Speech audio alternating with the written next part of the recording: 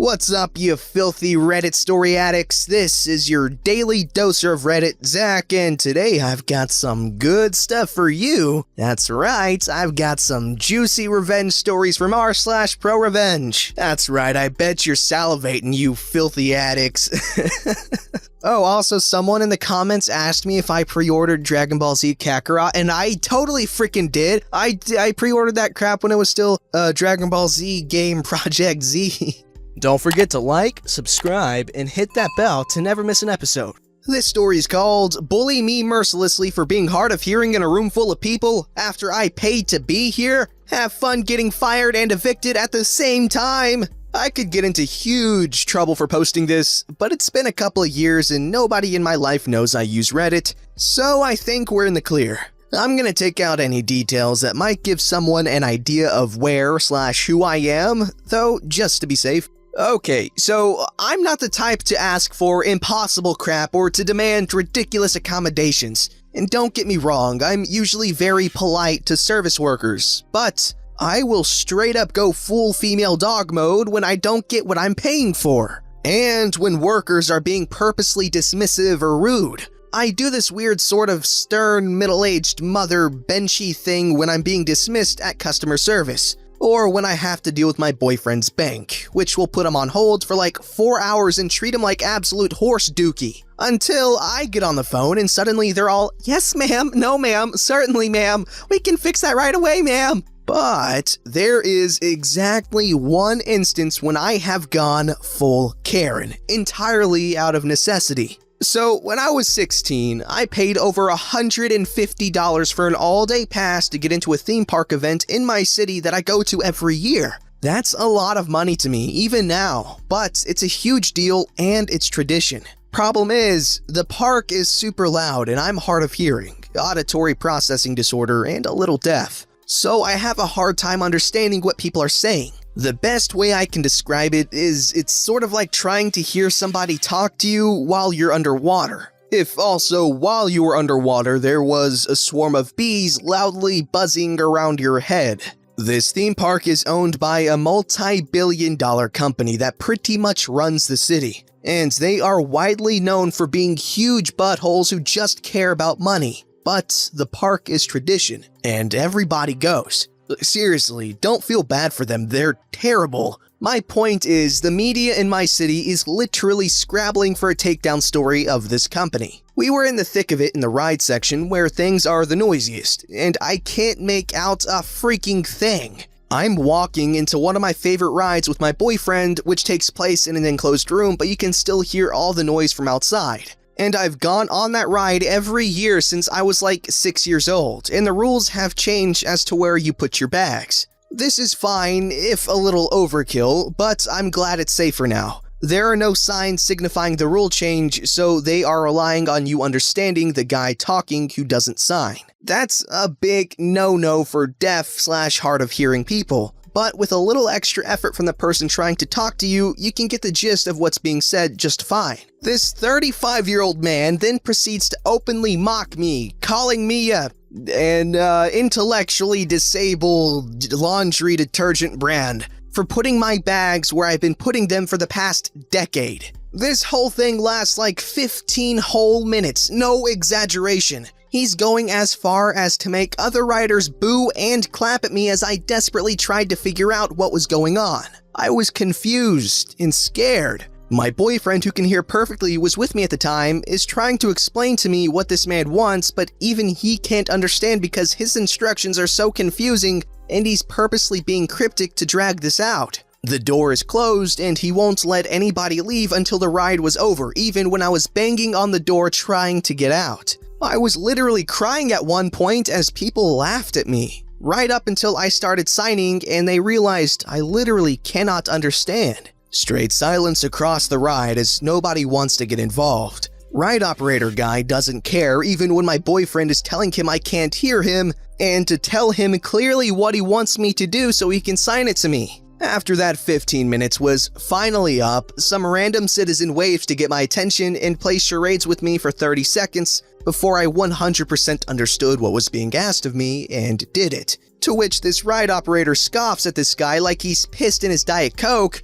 and starts to slow clap, while literally refusing to start the ride until everybody awkwardly slow claps with him.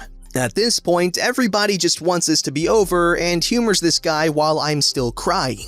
The ride started, and the entire time it was dead silent except for me sobbing. It was bad. People apologized to me outside and told me they were sorry for playing along and that they wished they'd have been the one to help me. Whatever. Anyway, I freaking ruined that guy's life over the course of the next hour. It was like World War II at the customer service kiosk, which was near the entrance where it was quieter.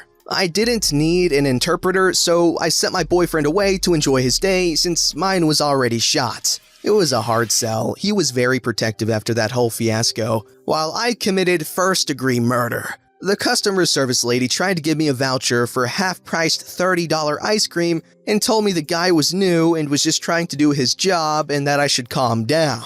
Oh? I did not pay $150 every year for a decade to be bullied for being legally deaf by some guy you brought on a week ago. I want your manager's manager on the phone right now, or so help me God! I made like 15 calls. I threatened a class action lawsuit. I literally called a family friend who was a lawyer right there at the customer service to show I was serious. I was pretty reasonable with anybody who wasn't acting like a Class A dumbass, called my local deaf and hard of hearing advocacy group. And the kicker? I called like 6 separate news channels. They were very interested in my story. This guy's boss came down to do damage control to tell me he was going to put the guy on suspension until the theme park moved to the next city in a couple of days. Not good enough. Who's your boss? I was out for blood.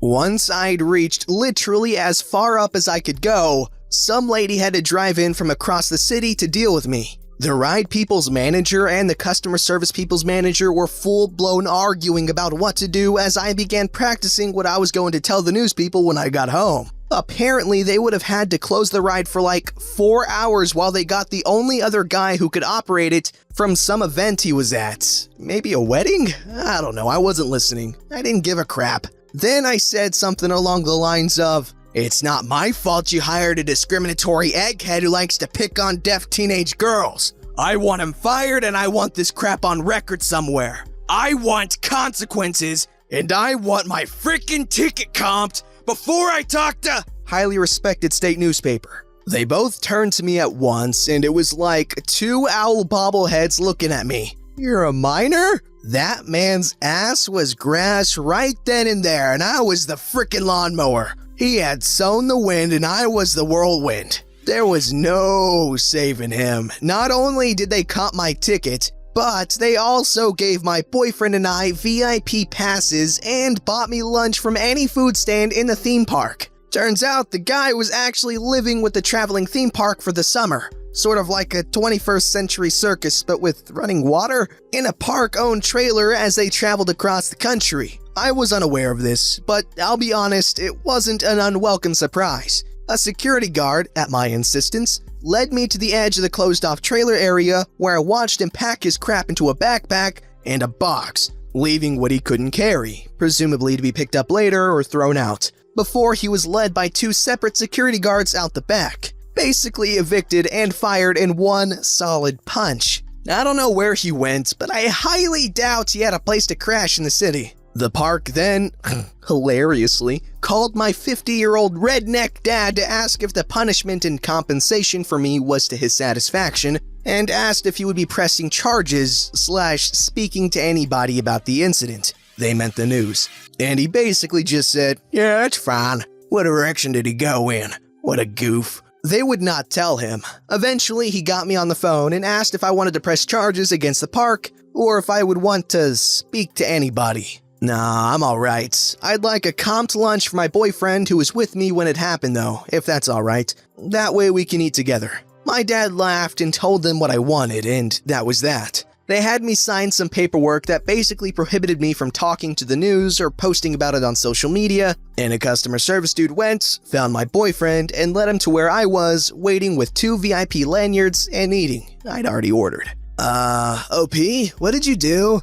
I ordered us a bloomin' onion, a plate of deep-fried pickles, a plate of deep-fried Oreos because I know you wanted to try them. Also, we have 2 VIP tickets now and another $150 to spend. Oh, and 2 sodas. We are still dating and go to the theme park every year. Nobody has bothered me about my hearing since. The actual story is over, but some people were confused as to the circumstances and what actually happened in the ride. So I'll post my answer to a comment asking about it here. I'm sorry if I was unclear. I guess I did skim on the details of the actual encounter because I really didn't want to think about that part. I'm gonna answer this pretty thoroughly for the benefit of everybody who was confused by what actually happened. Hard of hearing individuals are often seen as people who don't have real disabilities because we can still hear, even if it's just buzzing. So even if I had talked to someone in advance, I would have been told that it would be fine. This theme park is open for 2 months and is the physical size of Disney World divided by 6,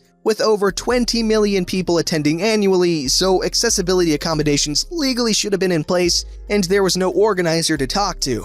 There was no sign, and the rule change was to be explained by the ride operator, who was the only employee on this ride. Thus, I didn't know my hearing was an issue on this particular ride, as it had never been an issue in the past 10 years I'd been attending this park. And everybody I spoke to in that time had been able to adequately explain to me what was going on using basic cues. Hence the guy who played charades with me being able to explain what I needed to do in 30 seconds. I also had a notebook which the ride operator refused to take. While I understand why you might consider this similar, I was in no way able to hear anything spoken during the encounter, and there was no way I could have asked him to just repeat himself or to speak louder because it simply wouldn't work. All the noise of the roller coasters and the music coming from all the games and from the people sort of works its way into just one overbearingly loud buzz, like the world's crappiest can of tinnitus, and it drowns out everything. So it was pretty clear I was deaf from the beginning.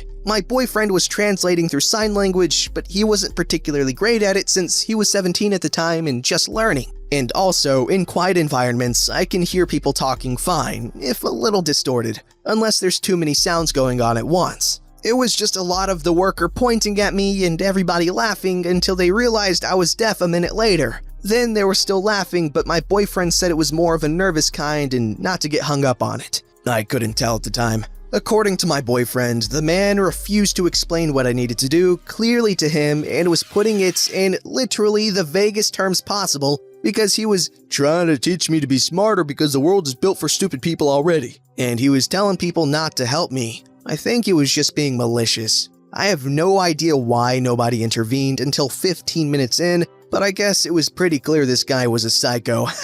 My boyfriend had to lead me away to somewhere quieter to actually tell me what was said. So I was pretty much completely in the dark about what I was doing wrong until the other guy played charades to let me know what I needed to do. For the first minute or so, I thought I might have farted super loud and just didn't feel it or something. Wow, okay, first of all, that's just disgusting. Ooh. And obviously, there's nothing you can do about it now, but you really shouldn't have taken any sort of settlement from them unless it was like substantial, because I'm pretty sure you could have gotten a lot more out of that because you could have claimed, I don't know, there's a whole bunch of stuff you could have made a case on. I'm sure someone can tell us in the comments below, please. But yeah, you definitely should have milked that for all you could, because they're obviously not a very good corporation if they don't have any accommodations for those who are, hard of hearing or deaf. And honestly, that's so stupid. Why would you have a business like that and not think about, people with disabilities? Because disabilities are unfortunately very common, and and people with disabilities like to have fun too. So that theme park is just stupid. And that guy he should not have a job involving people. Like, it's in the theme park's best interest to not hire idiots like that because they're literally the face of the company. This story's called Dad Gets Fired for BS Reasons, Plays the Long Game, Ends Up in Charge, Takes the Extended Family on a Cruise. My dad had worked at the same company for almost 30 years before he was abruptly fired for complete BS. He was coordinating an upcoming meeting of people who had to fly in from around the country. One important participant resigned unexpectedly, so Dad canceled the meeting via email and explained why. Apparently, that counted as improperly communicating privileged information, and he was fired the next day. All this happened a week after Dad's boss retired and was replaced by a new guy who wanted to cut costs. What a coincidence. This was about 10 years ago, near the height of the recession. Dad was in his 50s, hadn't interviewed for a job since the early 1980s. He wasn't sure he'd ever find another job.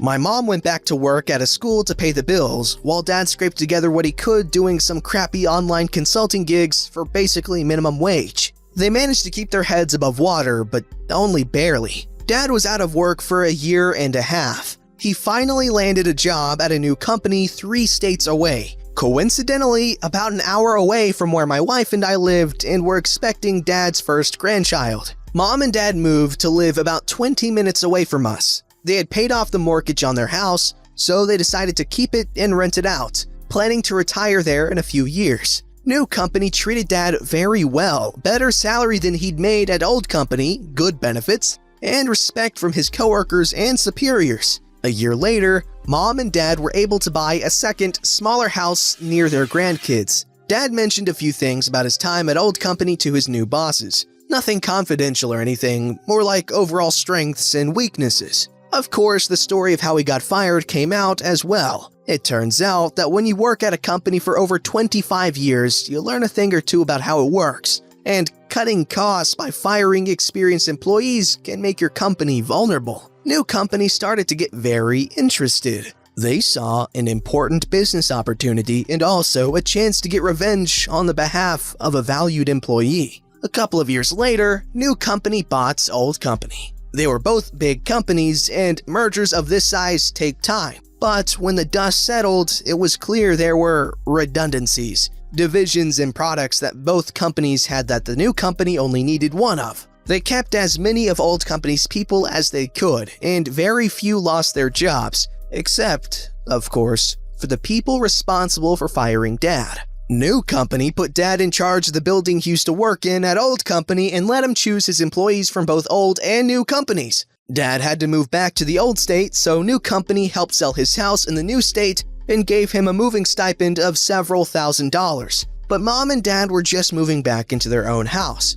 They sold their new house that they'd made payments and improvements on for 5 years for a nice profit. With that money, plus the moving stipend, they paid off debts, saved for retirement, and took me, my siblings, our spouses, and the grandkids on a cruise. Since people are asking, I never heard exactly what transpired when the guy who fired Dad got downsized, but since it's Christmas, I'm actually able to just ask him. Dad wouldn't say. Exit interviews are supposed to stay private. I told him about this post with all the names left out and that people wanted to know. He just grinned and said, "That would be improperly communicating privileged information." Okay, first of all, I gotta say, I really appreciate how he bought a house 20 minutes away from his grandkids. That's so sweet. And, well, that's a good story. That's pretty good ProRevenge. I don't have anything else to say. It's pretty cut and dry ProRevenge. A good story. I'm not saying it's bad, but it is what it is. Well, I guess I can say that to not fire people who have been loyal employees of yours for 30 years, but I'm just gonna go out on a limb and say that you guys probably already know that. Don't forget to like, subscribe, and hit that bell to never miss an episode.